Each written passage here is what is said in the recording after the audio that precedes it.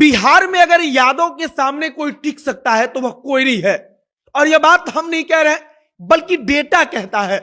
और तमाम वह लोग कहते हैं जो बिहार की राजनीति को दशकों से समझ रहे हैं।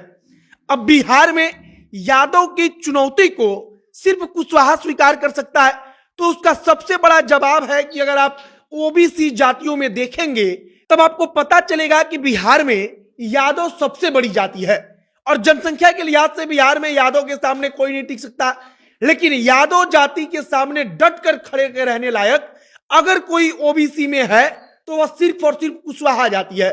डेटा बताता है कि ओबीसी में यादव के बाद अगर सबसे ज्यादा जनसंख्या किसी एक जाति की है तो वह जाति है कुशवाहा।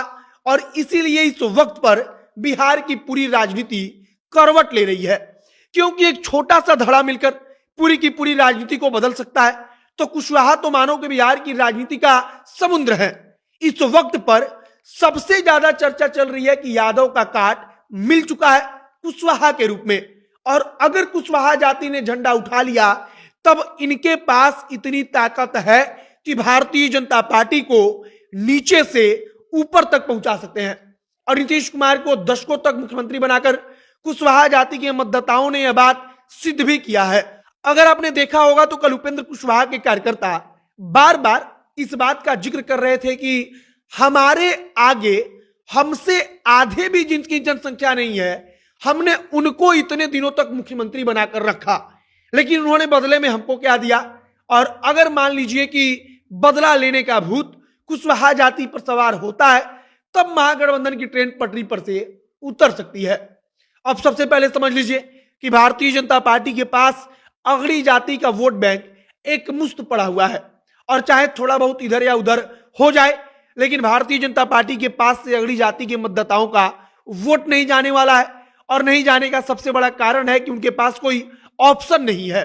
अब यहां पर मान लीजिए कि ओबीसी जाति के सबसे बड़े धड़े में से एक कुशवाहा समाज को भारतीय जनता पार्टी महागठबंधन से दूर करने में कामयाब होती है, तब भारतीय जनता पार्टी की पहली जीत हो जाएगी।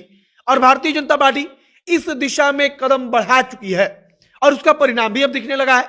उपेंद्र कुशवाहा का जनता दल यूनाइटेड से दूर होना, आप कह सकते हैं कि कुशवाहा समाज को अचानक से नीतीश कुमार से दूर कर रहा है। और कुशवाहा जाति के लड़के आज के समय में यह बात खुलकर बोलने लगे हैं कि हमने तो नीतीश कुमार को, हमारे अपने समाज ने तो नीतीश कुमार को वोट दिया, नीतीश कुमार को मुख्यमंत्री बनाया, लेकिन हमारे जाति को नीतीश कुमार ने क्या दिया। निश्चित तौर पर उपेंद्र कुशवाहा एक प्रभावी चेहरा पूर्व में रहे हैं और भविष्य में प्रभावी हो भी सकते हैं, क्योंकि राजनीति दो तरह की होती है। एक होती है एग्रेसिव राजनीति और दूसरा होता है शांत रहकर जो लोग राजनीति करते हैं।